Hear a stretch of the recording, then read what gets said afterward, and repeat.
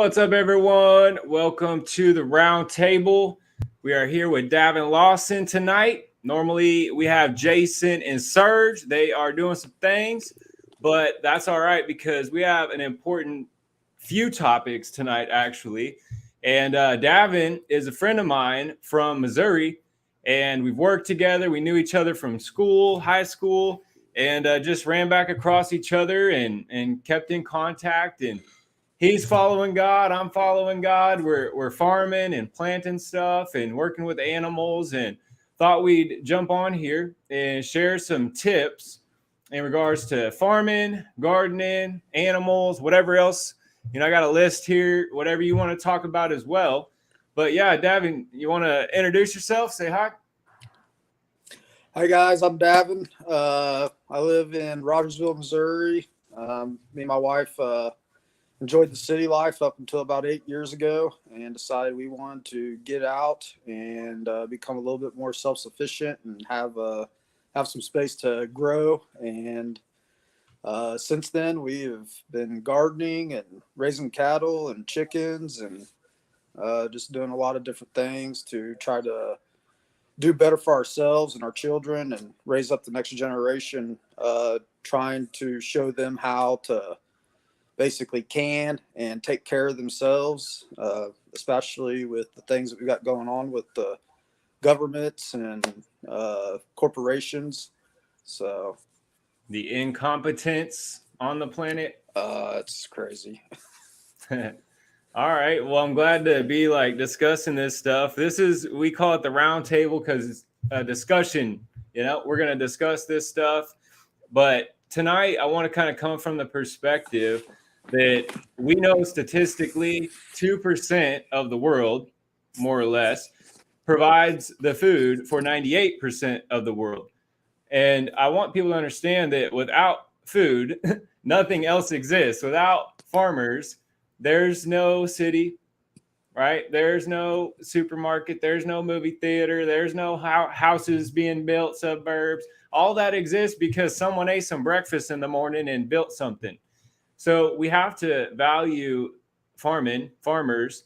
And, I just wanted to add this real quick. Farming isn't really a job. People think of it as a job. It's actually something we were created to do, right? So I know you farm, but you also have a business. Correct. So what were you going to say? I said it's a way of life. I know a lot of farmers that big farms that are starting to close down around us, and I'd almost question if it wasn't by design. Yep. There's we experienced an egg shortage here several months ago, and people were freaking out about eggs. And me and my wife were just like, well, we got eggs. So we've been selling them and eating them. And, I saw you posting eggs for sale. Yeah. So, but we got some beef, and we're getting ready to start selling some of our beef. And it's all grass-fed, grass-finished, no antibiotics, no hormones. And we've been actually eating on it for about 2 years now. And it is so different to go to a restaurant and taste their beef versus ours. And, of course, our eggs taste different than the store-bought eggs. So, but I think people don't realize the difference. I have, grass-fed goats and sheep. And I remember when our first milk came from one of our goats, one of my workers brought me a big old cup in the morning, and I drank some. I'm like, what the heck have I been drinking all my life? Right. Because I had bought goat's milk before, cow milk before, but something was off with that. I don't know what they're feeding them or what they're putting in them, but when you get to the real, it's something different. And now that I've eaten sheep meat, goat meat, I'm like, wow, I don't know that I want to eat anything else. No, it's all about, trying to get the cleanest food you can possibly come up with. If you look at the ingredients on anything, or if you just look at the package of beef, it doesn't even come from this country. I know. That's another problem. they're shipping it from somewhere else. And the first thing I noticed whenever we harvested our first calf, uh, the smell that it made when it cooked smelled different than store bought beef, and the of course the taste was phenomenal, and we can't eat anything else. I have become somewhat of a steak snob now. We go to restaurants and I want to try one of their steaks, and it just does not taste like home.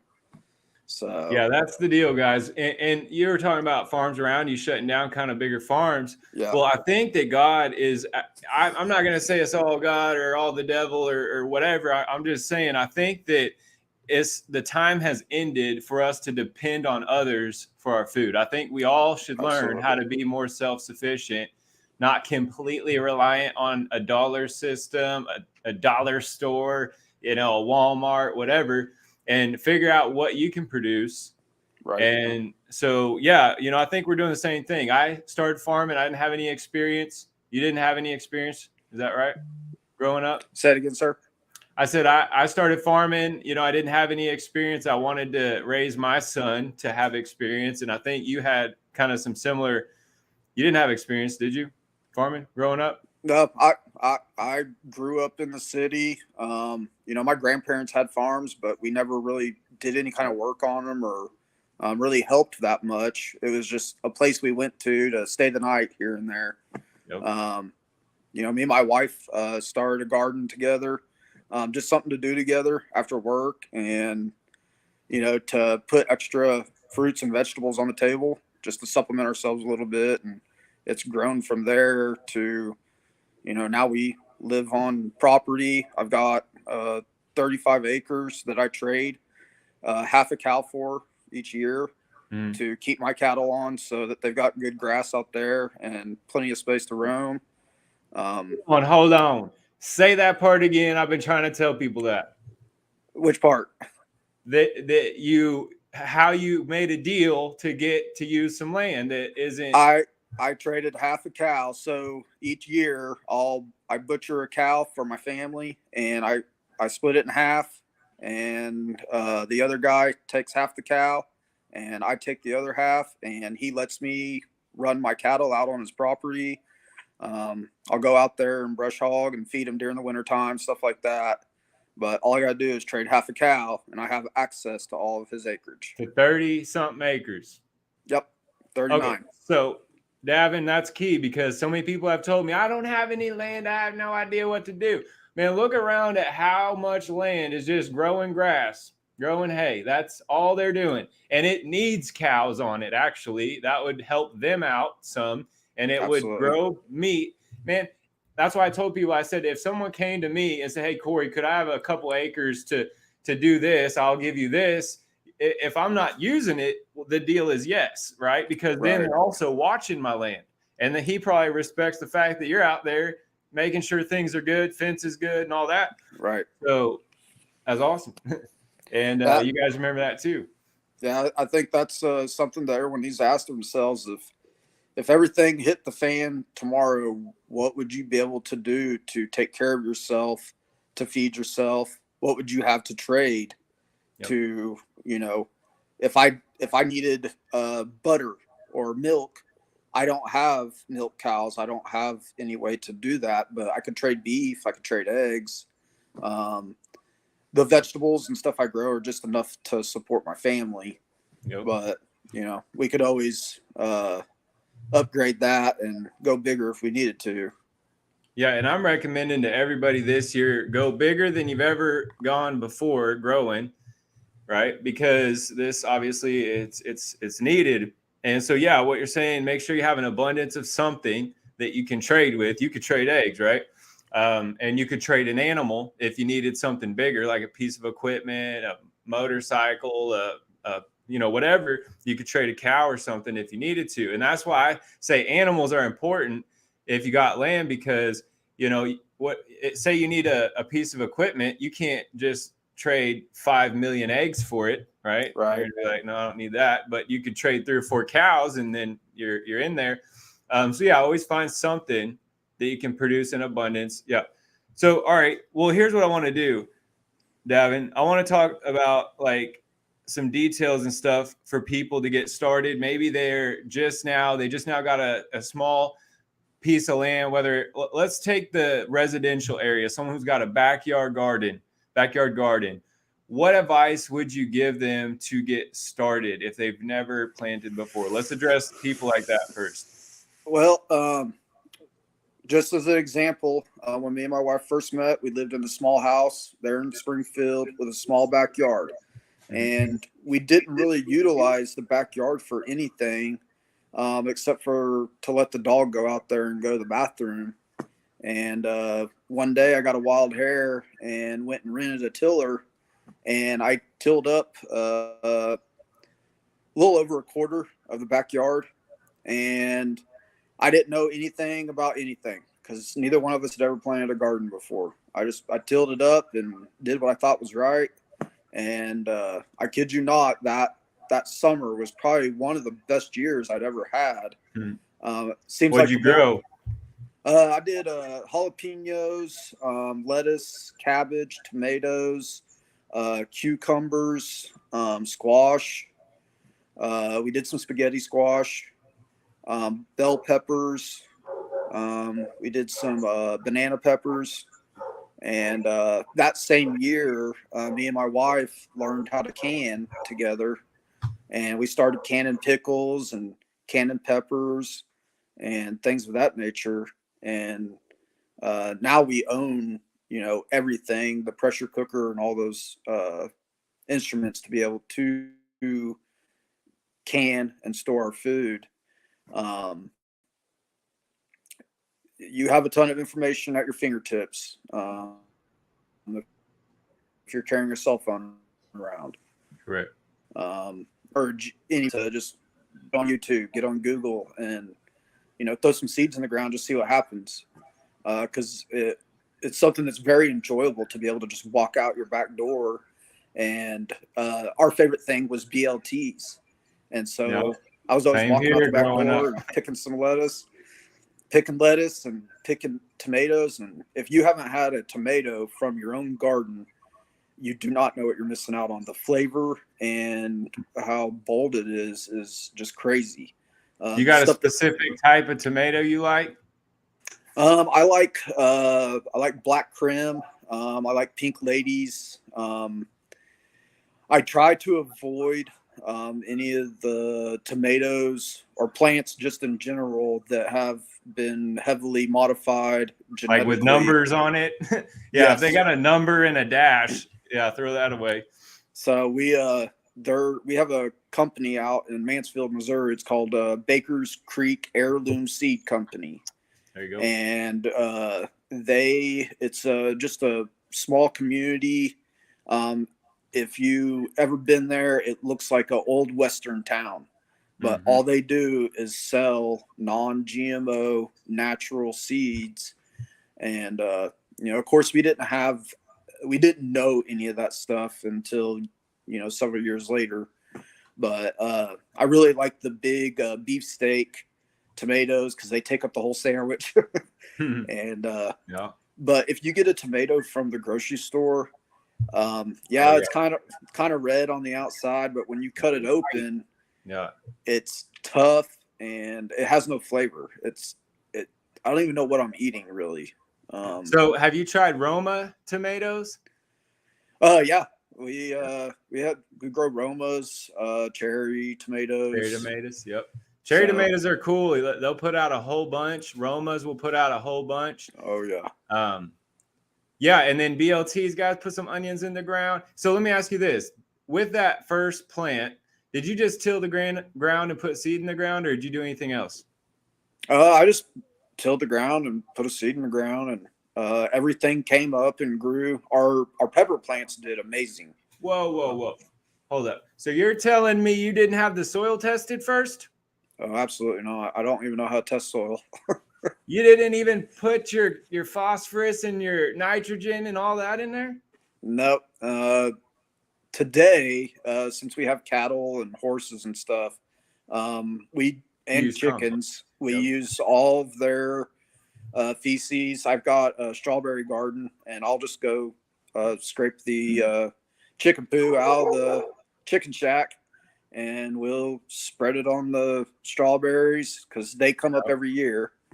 And I'll till that stuff into the ground, and our plants look like they're on steroids now. Yeah. Awesome. So I just want to highlight that, guys. It's literally that simple. I always show pictures of what I'm growing, and they're like, how'd you do that? And so I did a funny video the other day. I don't know if you saw it, Davin. I was like, how to plant a tomato. And I took a little shovel and I just stuck it and went like that. Then I took a bite and I squished the seeds and covered it up. And then I was like, you guys probably think this don't work. And then I showed to the right, pan to the right, where I got 2 of them growing real nice already. It works, right? You just put the seed in the ground. Don't put it too deep, right? And don't put it too up high to where the rain washes it out. But yeah, just put seed. And if you're worried about it, put a few extras. And if the extras grow, great. You can actually transplant and put them where the others did grow. And so it's that simple. I actually wrote on my board, just put the seed in the soil, but you couldn't read it very well. Yeah. So let's talk real quick about what are you doing this year? Seeing what we see coming, what type of mitigation are you thinking, and what are you thinking people should consider that maybe they're not? Well, so whenever COVID hit and the first time I went to Walmart and I could not get groceries for my family, I actually posted a picture of it, and it came up on my timeline here several weeks ago, and I reposted it. Mm-hmm. It kind of I'm an extremist sometimes, so I was like, came home and I was like, we need to start growing all of our own food. And here in the States now, they have to label everything that is genetically modified. Well, they slipped it in on us, and so now you're looking at the back of packages and you're seeing this product is genetically modified. I saw that when I came to America. I grabbed something from the store. It says contains modified organism. I'm like, what the heck? Yeah, it's not even natural anymore. But so I came home, and we've started planting fruit trees. Of course, we will not receive a harvest off of them for a couple of years, but whenever they start producing, I'm going to have apples, I'm going to have pears, I'm going to have peaches. We're going to be planting some cherry trees this year. I really wanted to plant a lot of things that would come back every year on their own, and all I needed to do was prune them. And so we started planting a lot of berries. I planted blackberries, planted raspberries. This year we'll be planting blueberries. Do pretty good out in Missouri. Oh yeah, I got 4 3-year-old blueberry plants. Sweet. And so we'll get our first harvest off them this year. And the berry bushes return, guys. That's what he's trying to say here. Yeah. So the stuff like that, I really was like, I want to get these things established, and I should have a bumper crop of blackberries this year. We should be putting those up in the freezer. Yeah. And we've kind of been learning about, how to extract the seeds from tomatoes and cucumbers and stuff like that and store them. Yeah. That way we have something to go back in the ground next year. And well, that's one thing I can talk on. I've been saving seed for 11 years, and I have tested my method, and they still work 11 years, 10 years later. Whole time I've been in Nicaragua, I started saving seed from the beginning. And I'll just tell you guys real quick what you do. It's actually very simple. So you take a Ziploc bag. This is okra. I got all this seed from last year. I got more than this, actually, just from 1 year, only about 30 plants. And this is, I did the math of okra, and I had close to $1,000, over $900 worth of okra seed, right? If you broke it into by the package. Huh? If I were to sell it by pack, correct. Nice. Yeah, and I actually bought a pack originally to get started, but I didn't eat hardly any, a few of them, and saved it all for seed. But what you do, if you see here, I have a piece of toilet paper or paper towel. So what I do is I dry them out good as I can in the sun. In the sun in the USA, here we don't have to use the sun, it's super hot, but dry them out, and then you just wad up some toilet paper, paper towel like that, and then I take a piece of paper and write the seed and the date, put it in the bag, and then I take a needle, poke holes over it for any moisture. It'll save.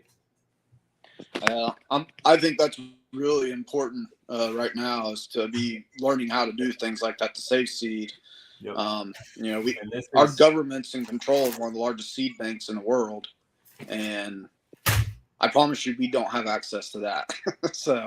And that's why, Davin, what you're doing with those heirlooms, grow, man, if you can, like 50% to seed. Because I said the other day, I was like, what most people don't you know what I did the other day? I took a whole bunch of red peppers and I made sriracha. I had like 12 of them. I took all the seeds out and then I said, seeds for sale, LOL. And I actually had people tell me that they want to buy them. Where can we meet? And I literally just put them on the plate and dried them out. They dried in the same day because it's so hot out here. But seed is gold. And he said it to me. He said, that's gold. He said, I'll take every one you got. I had a bunch of, so during the fall and early parts of spring, blackberry bushes will send off runners to start a new plant. Okay. And so I wanted to start a third row of blackberries, so that, because blackberries only produce ever so many years and then they'll have a dead year where they don't produce any fruit. Okay. And so I planted another row of blackberries. So every year, even though one row goes dead, I'll have two rows that will always continue to produce berries for me. Nice. And we have a local Rogersville residence page, and I posted up there. I had like 11 plants, and I just wanted to give them to a good home, somebody that was actually going to plant them and, try to produce a harvest off of them. And I had a lady drive all the way out to my house out here, and she picked up all the plants and got them stuck in the ground. And now they're going to be able to produce blackberries on their own place. Yeah, that's one of the best feelings too, right? Being able to help multiply fruit. Oh yeah, absolutely. So all right, you took your first harvest, you just plowed the ground, put seed in the ground. Guys, try it out. And the other thing you're talking about is staggering your crops. I would just say also what I'm doing right now is I got my tomatoes up about a foot and I planted some more.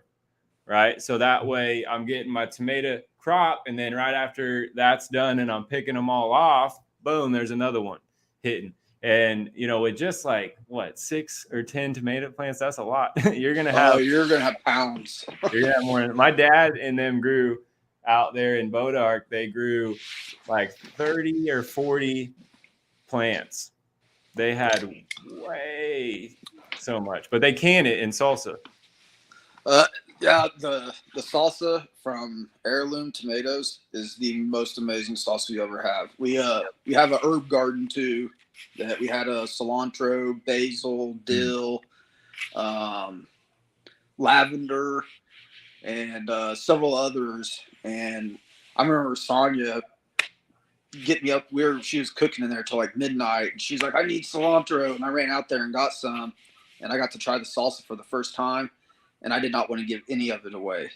It was so good. And we've been making salsa since I was 14. I never stopped. You're probably a pro at it by now. So we're going to try to get that done again this year. But we religiously every year can and freeze any kind of herbs that we can freeze.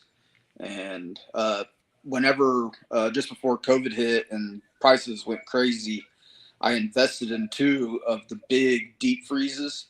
Yep. And I can fit almost 3 whole cows in my deep freezes. And then, of course, my wife puts, we'll freeze spinach, we'll freeze lettuce, we'll freeze a zucchini, stuff like that. Things that are kind of perishable, but stuff that we want to enjoy during the wintertime when we don't normally have a way to get a crop. I've been actually thinking about getting a greenhouse or building a greenhouse myself so that I can still produce food throughout the winter. Yeah, you can dig it down under the ground a bit and keep it heated. Yep, absolutely. And I've been looking at those same type of greenhouses that you're talking about. They'll dig them about 4 foot down in the ground, and then they just put a hoop roof over the top of them, and you just go down kind of like a root cellar, but planting food. And you can even throw some lights in there, water system, flip them on, from the house. So what do you let's talk about this real quick. So what should people be thinking about in regards to the deer, the rabbits? I've had people tell me they're like, oh, I'm just hoping no deer, no rabbits eat my stuff. And that's cool. You can use your faith and you should, but I'll tell you what, in Missouri, we got deer, we got rabbits, and they will eat your stuff. They will. I personally do not. I don't encourage the deer or anything to come eat my stuff, but I don't bother them if I do, because come deer season, I harvest one or two of those deer, and so it's kind of give or take relationship. But if you're somebody that the deer are going to come in there and clean you out, and you're not going to hunt them, me and my ex-wife, we actually used to own a hair salon, and people would come in there all the time and ask for hair clippings. If you know anything about deer, they have super noses on them. They can smell humans, especially from a very long distance, and they'll actually snort and clear their nose to get a better smell of you, and that's typically the time they run off. And so a lot of these individuals, they were just spreading human hair around their garden. And if the deer picked up that scent, they didn't want anything to do with that, because human means danger.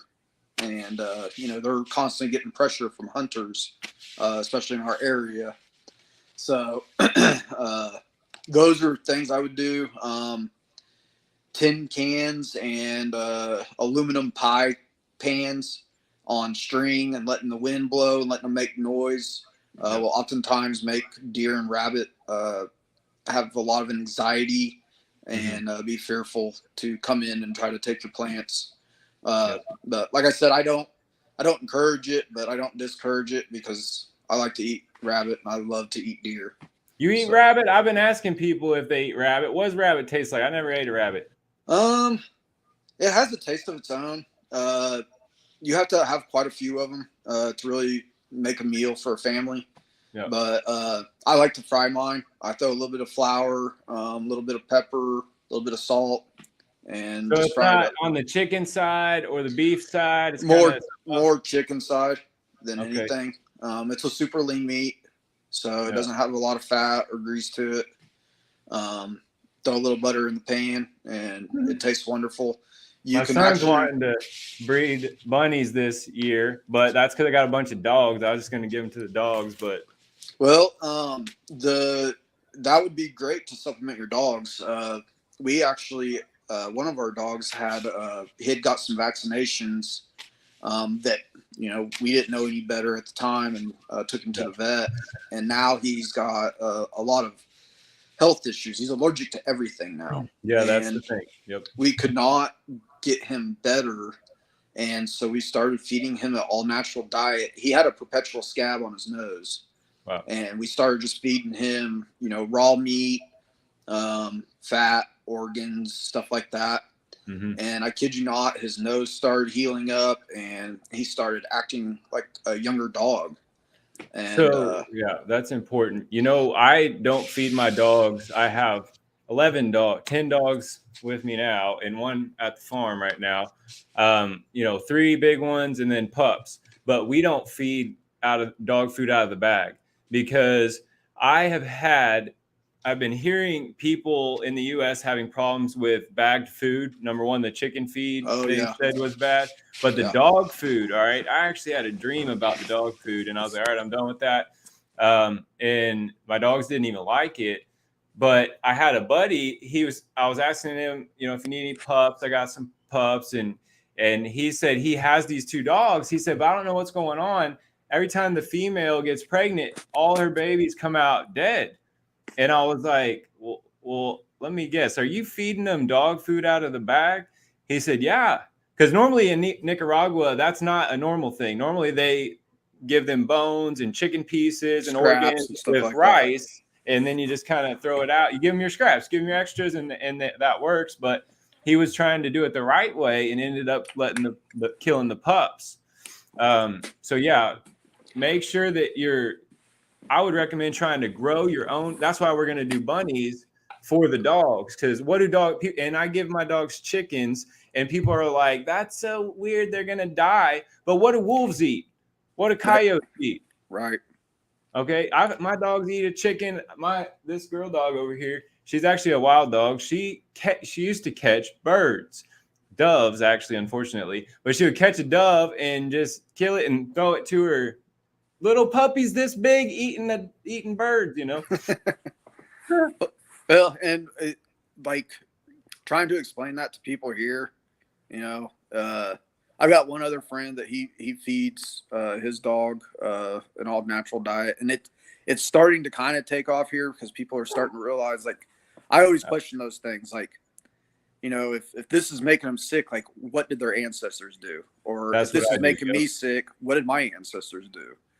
And I don't want to run to the pharmacy or run to the doctor, or run to the vet, because all they're going to do is prescribe you something, and it doesn't fix anything. It just gets rid of the symptoms instead of dealing with the root cause. But back on your rabbit thing, rabbit manure is something that is very expensive around here right now. And it is amazing for plants. So those rabbits would have a dual purpose at that point. Yep. They would provide you with compost for your garden, and they would be able to feed your dogs. And at the rate they reproduce, your dogs would probably never go hungry, and they would get all their essential nutrients and vitamins from all the organs. Chase them down, keep their hunting skills up. Yep. Some people may think that's rude or mean, but here's the deal. And about the chicken thing, people get mad at me. I did a video. I'm like, watch him eat this. And I'm like, he's going to die, freaking out. And I was like, all right, wait, don't try that with your dog. Because if your dog is all fluffy and lives inside, like, it's probably not going to work. But what was their natural food when they were not all the way domesticated? And I'm for one of not all the way domesticating animals. I let my goats and sheep run wild, and they come back on their own. We can pet a couple of them.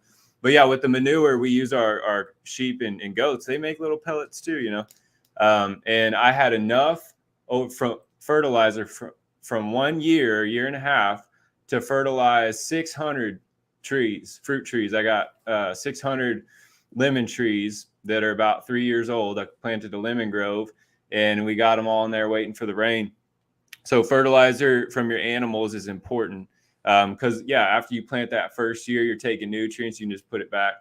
Right. The animal feed. The other thing you can do to protect your vegetables is put nets over them, like your berries and stuff that the rabbits will go after. You can put little nets over them. So what about, are you doing anything with solar? Say it again. Are you doing anything with solar, like backup power? What are your thoughts on that? I just recently had my brother put it's like a backfeed receptacle onto my house. I'm not too familiar with solar. I actually was really into it about 10 years ago before it ever took off.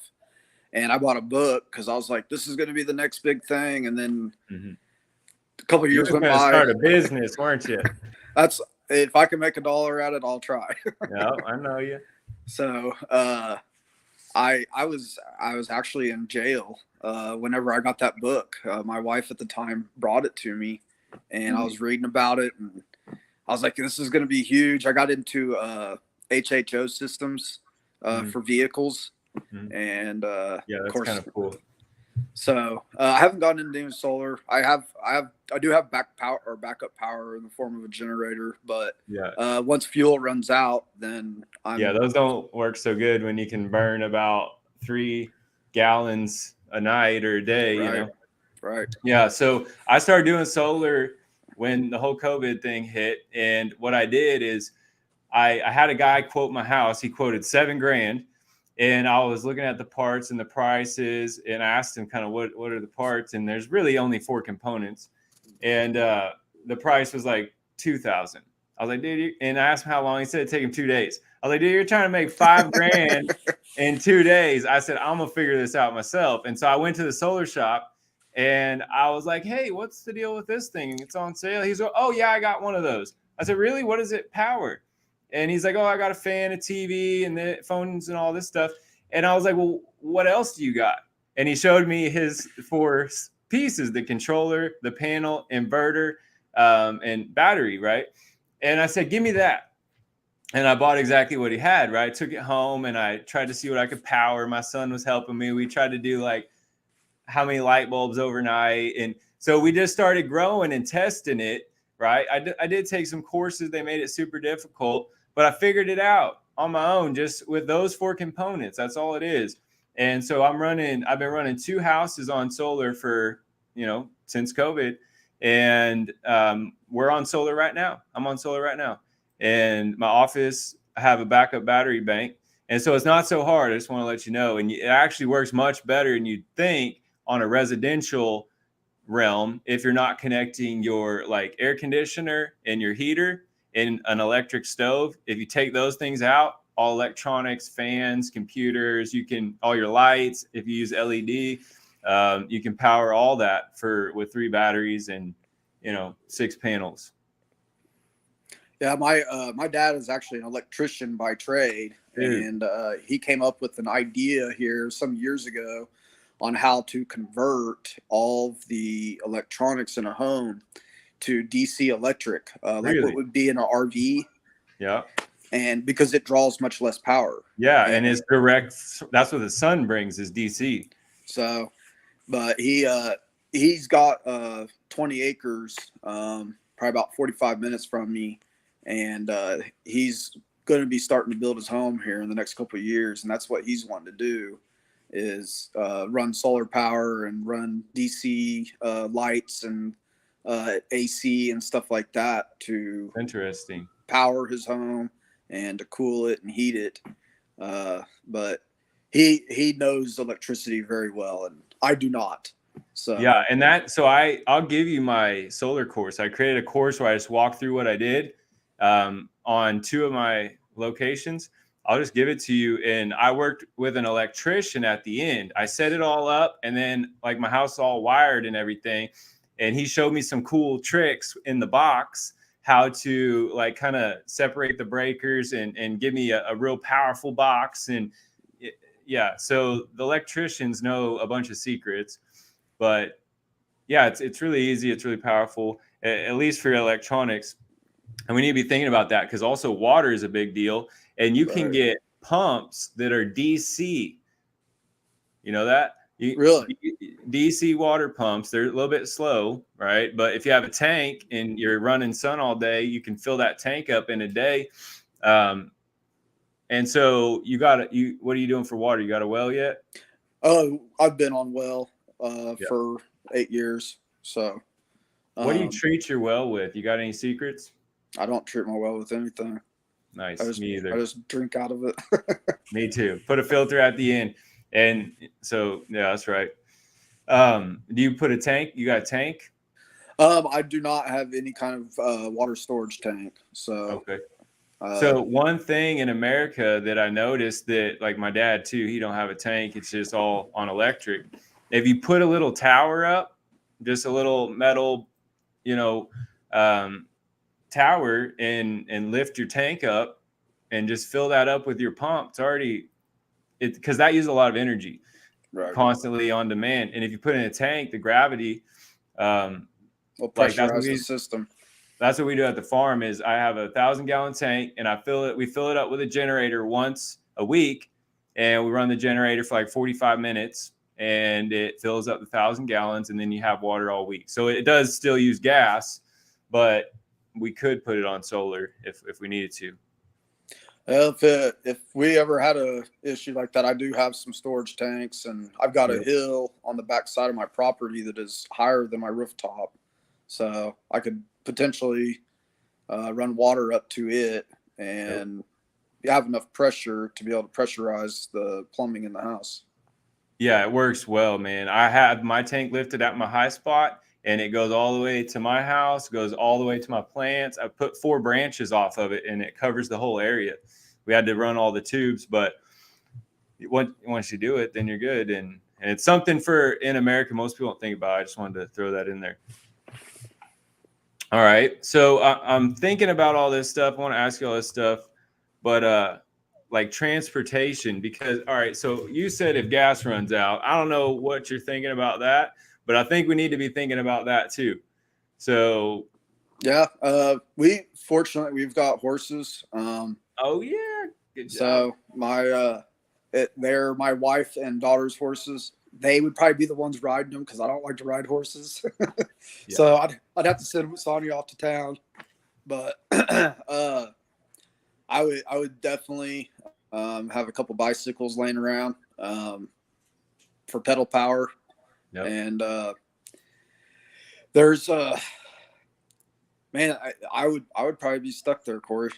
Well, no, you wouldn't be stuck because horses, we do some broadcasting with the Resistance Chicks, and their mom had, a vision or a dream or a word from God that men have been neglecting horses and what God created them for. He created them for our transportation, right? And if you look at a horse, they really want to work and serve us, Right. if they're super wild, but man, horses are so smart. So I don't think you'd be out. I actually thought of the horse deal. And the other thing I thought of was motorcycle. Yeah. Yeah. If you could get you a good, efficient HHO system going to where you didn't have to have actual gasoline. Yeah. And which those are becoming more of a thing now. I'm starting to see like there's people that are trying to create companies that are producing these hydrogen batteries that power your vehicle on water. Or hydrogen generator, basically, right? Yep.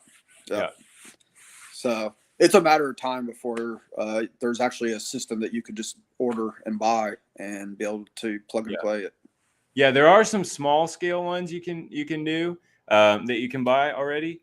But the thing about them it teaches you right there on YouTube how to make them, how to make generators that run off the water with the metal coils and electrifying it. But the thing that I studied that stuff too, I was like, man, they need to be using silver. They're using like stainless and it corrodes after a time, but silver doesn't corrode hard. It takes a long time. It's hard to find silver here. So yeah. Well, if they'd open up trade, I would get you some. But I would say a motorcycle would probably be the most fuel efficient way to get around. You're going to get way more miles per gallon out of it than any other thing. All right. So you got any other thoughts? Put the seed in the ground. What about people that are wanting to start with animals? What would you recommend as a good animal to start with?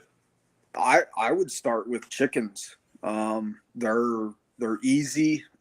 They're God's garbage disposal. So anything that you don't finish at your dinner table, you can literally take it outside and give it to them. If you have bugs and insects around your house, just turn them loose and they will eradicate them. And while they're making eggs for you, they're also going to be making compost for your garden. So I got a question. At my farm, we have tarantulas. Okay.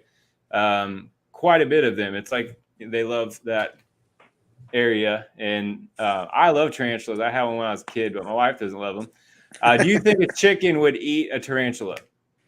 Oh, absolutely. When we get off here, I'm going to send you a picture of one of my chickens carrying around a field mouse, and I watched the chicken swallow it whole. Okay, that's good news for the ladies who don't like bugs. The chickens will help you out. So I moved their chicken coop because I was expanding their yard. And when I moved it, a bunch of field mice had made a little colony underneath the chicken coop, and it pulled the top of the dirt off and exposed all of these mice.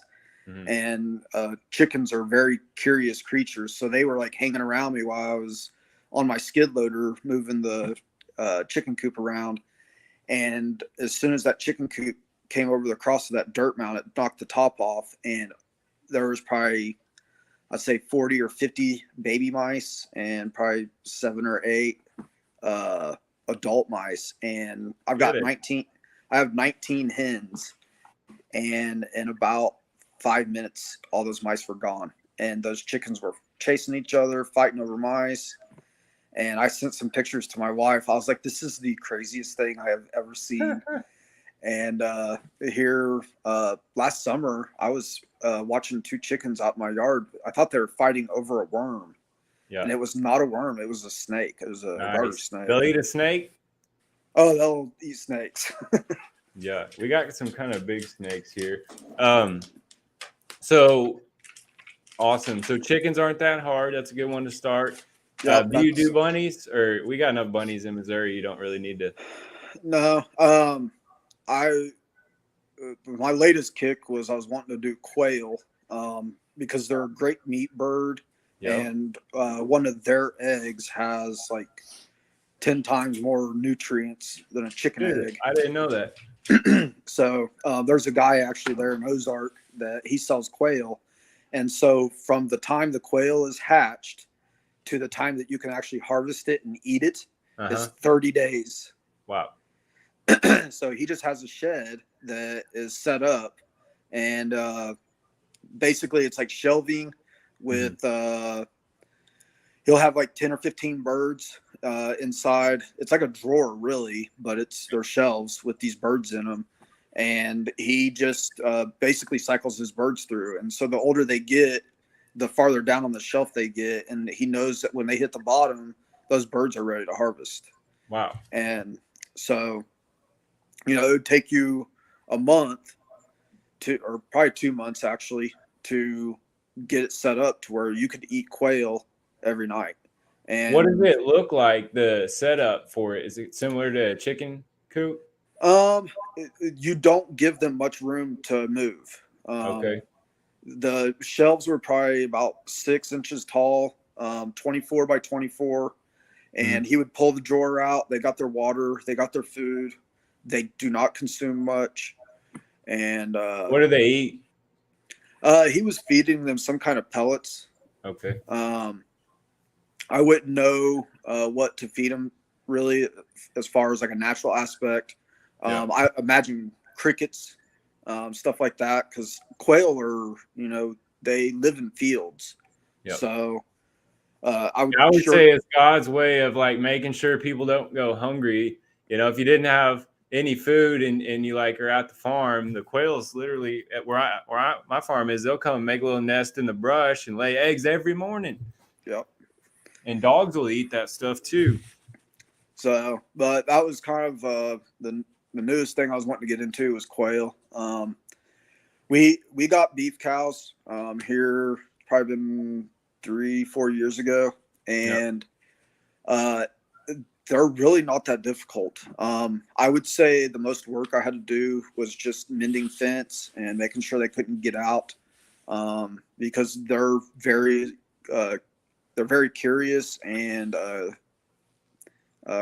Sertankis. They like to investigate things, and they like to use their body weight to push through things. And as long as I keep my wire tight, they do not put too much pressure on my barbed wire. How many lines do you use? I got 6. 6 lines. All right. Yep. That's a lot.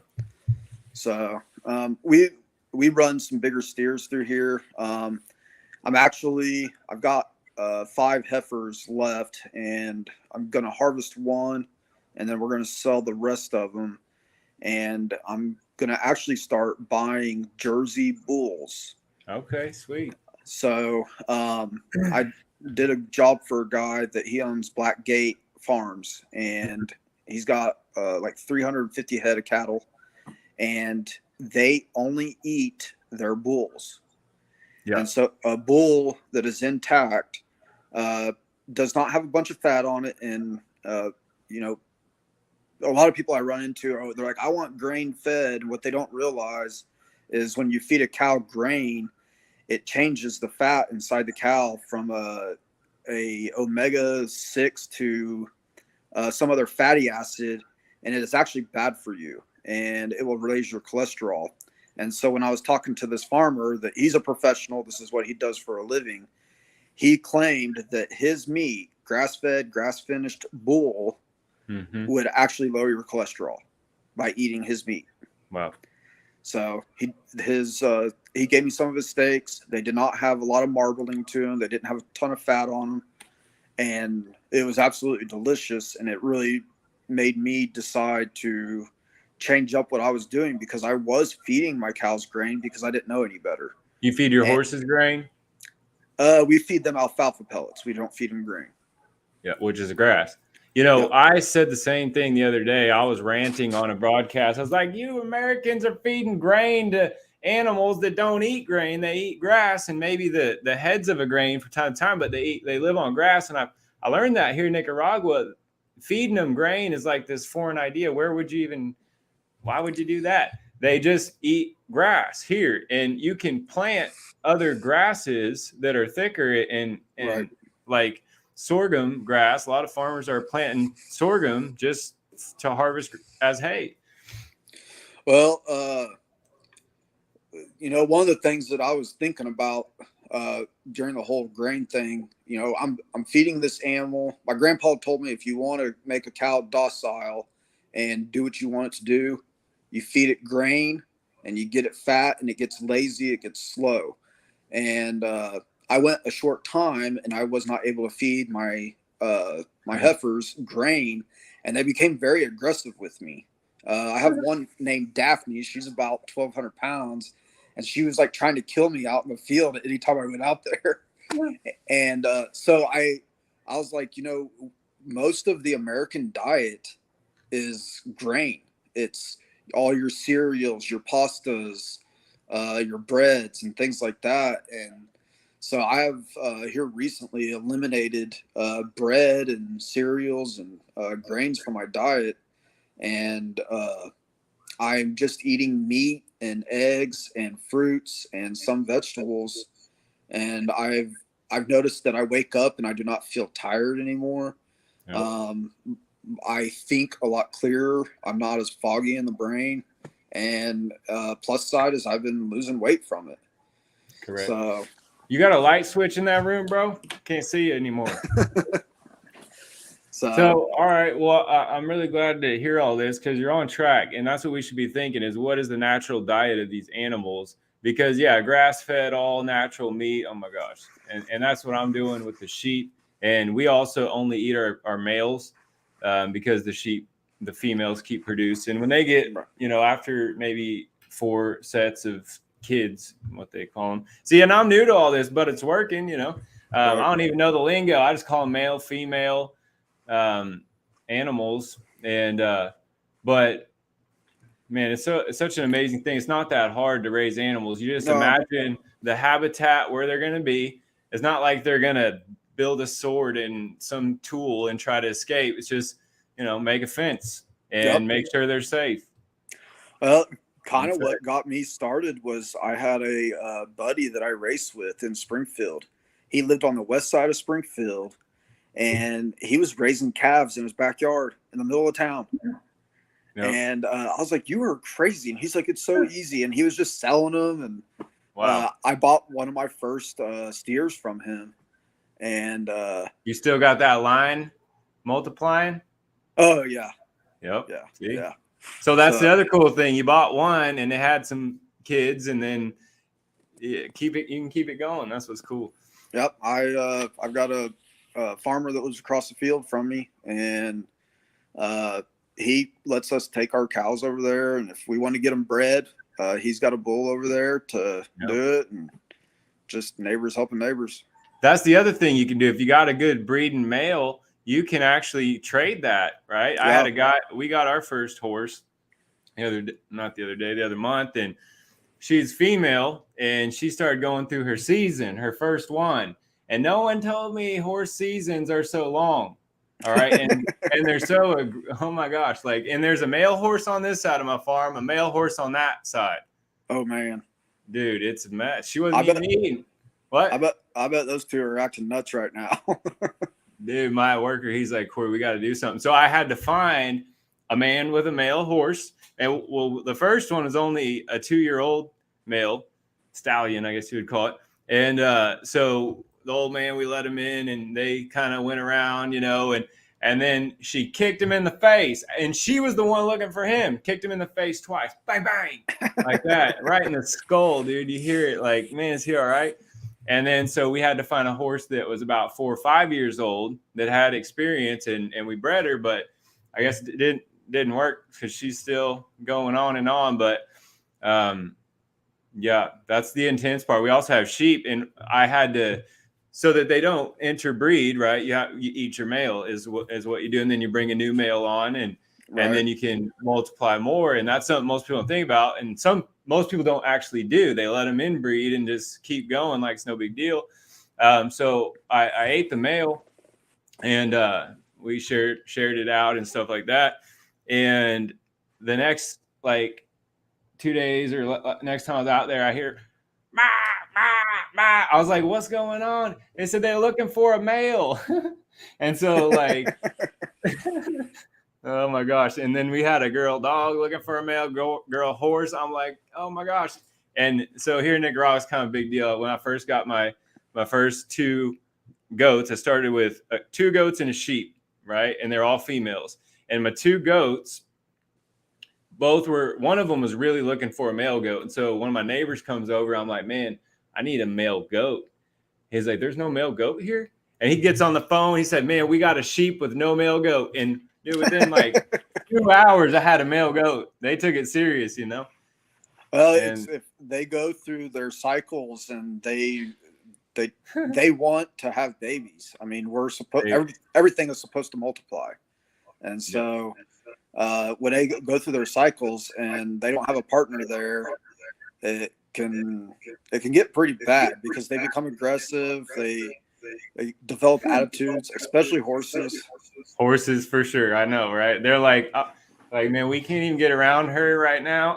No, she'll point her ears back and she's looking a man horse. Yeah, ours are the same way. My wife, she will not ride our horses if they're in heat. No. Yeah, I wouldn't either. They were they were carrying manure over across the farm. I was like, why don't you hook her up to that trailer? They're walking the trailer, right? I was like, hook her up, walk her over there. And then I come back next week. I said, how'd it go? I said, well, kind of good. She got over there, but if she saw a man horse, she started running with the whole thing. Yep. But all right. So I do have one last question I wanted to talk to you about for sure. So we know that God put Adam in a garden, and it's in our genetics. Our grandfathers and great grandfathers did this stuff. Do you have any specific scriptures that you think about that help you to farm and maybe help you to produce abundance? I've actually got it right on my board. It's wrote on our calendar at our store. It is what is it? You would put me on the spot here. Sorry to put you on. Sorry. All right. Well, no, just you don't have to quote it exactly. I usually don't quote them exactly, but any thoughts? For me, I like to think on. Yeah. Is there a lag here? There is a lag now. Yep. But I think we're good. Okay. Basically, God is going to prosper us, and He's not going to harm us, and He's going to give us a good life. And that is the one verse that I hinge on. Because I didn't grow up with a great life, and but now that I know what God's promises to me, we live a life of abundance. And I read that scripture every time I walk into my showroom. My customers get to read that every time they walk into my showroom. And so I just try to co-labor and produce seed. I think about Genesis whenever he was telling Adam that you will get your food from the ground, and that's your brow and strength of your back. And we have, as a species, have migrated so far away from that. I don't know too many people in my social circle that produce any of their own food. Yeah. They're not working the ground, and they're not putting in the work and co-laboring to produce fruit. And we're called to be fruitful people. So, yep. But that is kind of what sticks out to me. Um, I feel like it is our duty to do those things, not just for food, but for health for our bodies. Mm-hmm. And when you're picking up something from the store or what have you, you're getting the like version of what that food really is. So it's Correct. corporations trying to make a monetary uh, profit off of it. So Mm-hmm. it doesn't have the sweat equity that I would put into it, and the nurturing and the pruning and everything I can do to make whatever I'm getting ready to harvest its best. Yep. And Davin, I was thinking that before, farming and gardening was kind of like a hobby where it kind of was like a takeaway from your finances a bit, right? Because you're like, oh, I'm taking the Right. day off or whatever. But now it's kind of the opposite. It's almost like it's going to be adding to your pocket. It's a job, if you will, or a work if you decide to farm on a larger scale for others. It's something that's going to pay. I actually thought this morning, I was like, man, they should have taught us in school, grow up and be a farmer because it pays the most, because I think it might start paying more than about any other work. I agree with you. Since COVID, we had such a drop in people coming into our showroom at our business there on the highway. Here a couple months ago, we moved our showroom. I've got a big building here on my property, and we're 100% home based now. We do all of our advertising on social media. We've had a huge ramp up in internet sales, and people are getting to where they don't want to walk into a store anymore. And so now when they come to my store, they can buy floors, they can buy eggs, they can buy beef, and so it's a different buying experience Yeah. for sure. But we just feel like this is what we were led to do.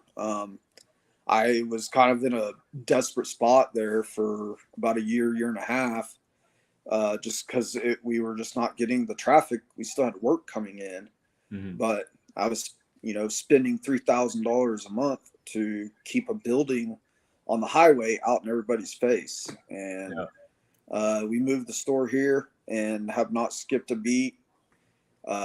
It's awesome. I built the offices area. We got it set up so my wife can homeschool our daughters. And Nice. so, You stepping into homeschooling now? oh, we've been homeschooling for 2 years now. Sweet. It is the by far the best thing we've ever done for our family. Yep. So We homeschool too now, or we have always homeschooled. Dude, it's an education. I'm listening. My son's telling me stuff I don't even know, and he's 7. Well, we saw just with a lot of the mandates and everything they were trying to push through public schools. We just decided, to pull the girls out because they would have put them in school. Somebody would get COVID and would shut it all down, and there was no system there. They would just No spring it on stability. you. No, none. And Yeah.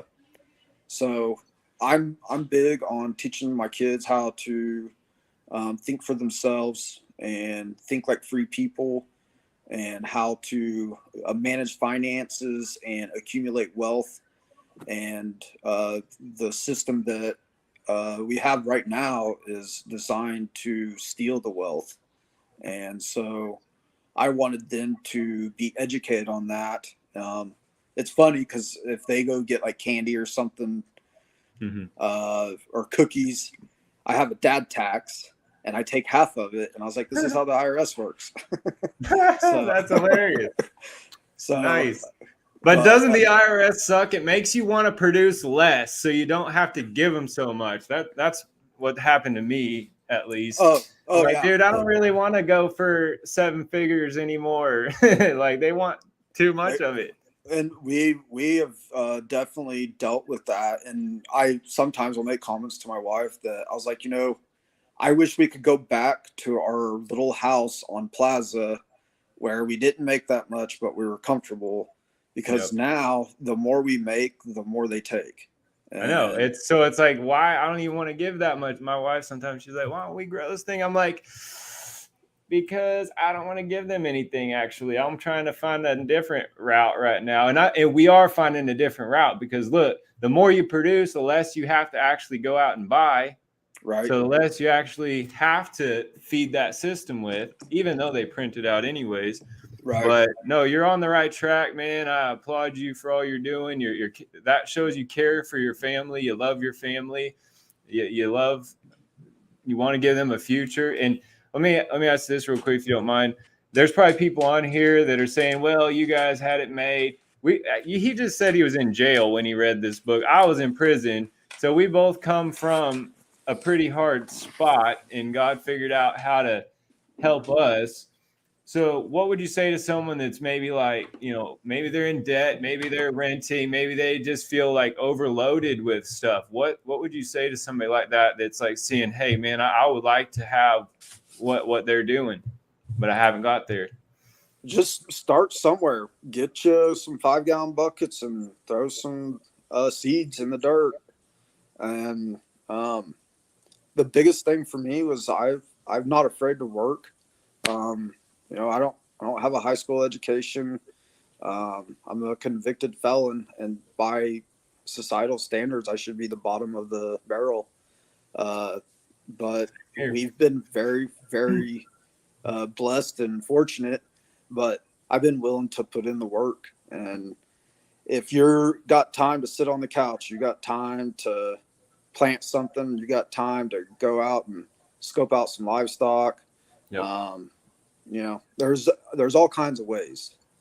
And so, And even with your idea of giving half a cow to, use a field. Oh yeah. There's a lot of, older farmers that they're too old to farm. They still got the land, they still got the property. It's still fenced off. And my little brother had a guy come to work for him. He's got 70 acres. Yep. And he's wanting to trade a half a cow for me to run cows on his property. Do it, bro. Just multiply them out. And I'm having to get some, I'm looking at about 6 more acres next to my farm. And I'm thinking about doing about 100 head of sheep a year. And that'll be my extra meat. But yeah, I started with three. And I started with 2.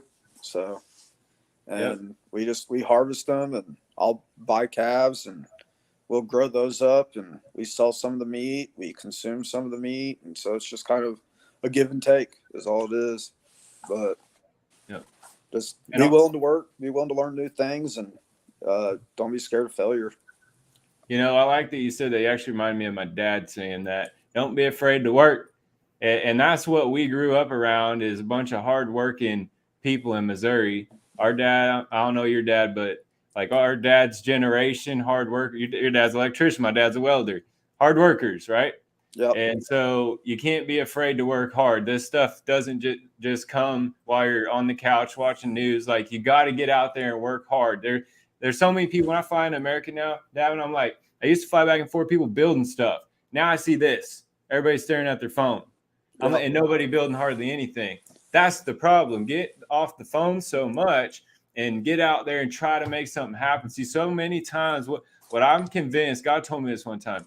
He said, what are you doing picking up your phone right now? I was like, I don't know. I'm bored. I was going to look at something. He said, you're supposed to be talking to me right now. Every time you get bored is a good time to talk to God. And ask God for your land. Ask God for a strategy. He has a land for every one of you guys. And I got to say this, on Wednesday, the Revelation Red Pill with the Resistance Chicks, we're going to stream it on this channel on Rumble, Kingdom Round Table. And I'm going to be talking about how we honor God and he gives us our land, how we can practice honoring God with the small things, right? So that we can enter into our promised land, right? He always had a land promised for his people if they would obey him. And I'm going to be teaching you guys some things I think are pretty important in regards to this. But yeah, Davin, so thank you so much, man. Do you have any final thoughts for us you want to put out to the world? Nope, just plant, enjoy the harvest. Yep. All right, man. Well, thanks for being on here, and I'll catch up with you soon. Maybe we'll have you back on harvest time, and we'll share some testimonies. I look forward to hearing how things go this year. All right. You too, Corey. Have a good one. Yep. Later, man. Take her easy. All right. All right, guys. So thank you so much for tuning in tonight. I'm here to let you know if you're watching over on the Resistance Chicks channel, you can go to Rumble, type in Kingdom Round Table.